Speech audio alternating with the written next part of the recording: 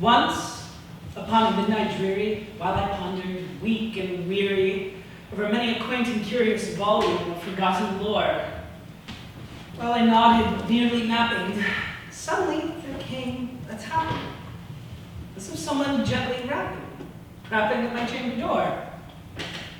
'Tis some visitor tapping at my chamber door. I muttered only this and nothing more.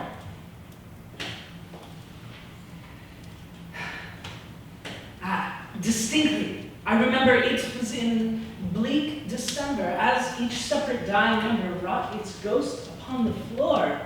Eagerly I wished tomorrow, vainly I had sought to borrow from my books surcease of sorrow. Sorrow for the lost Lenore. Sorrow for that rare and radiant maiden whom the angels named Lenore. Nameless here forevermore. True. Nervous, very, very dreadfully nervous I had been and am, but why will you say that I am mad? The disease had sharpened my senses, not destroyed, not dulled them. Above all was the sense of hearing acute. I heard all the things in heaven and in the earth. I heard many things in hell. How then am I mad? Hearken, and observe how healthily, how calmly I can tell you the whole story.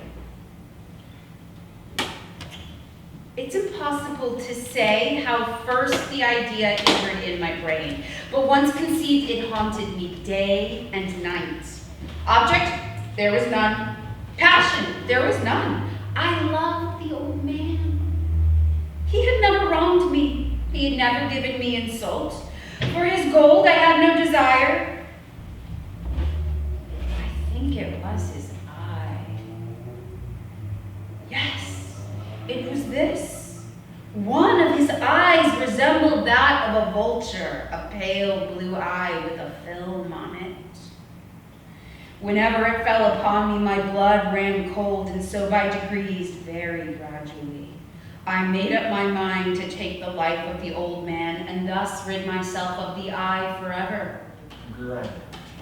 It was in vain that Fortunato, uplifting his dull torch, endeavored to pry into the depths of the recess. Its termination the feeble light did not enable us to see. Proceed. Herein is the Amontillado. As for the case, he is an ignoramus, interrupted my friend as he stepped unsteadily forward, and I followed immediately at his heels. In an instant, he had reached the extremity of the niche, and finding his progress arrested by the rock, stood stupidly bewildered.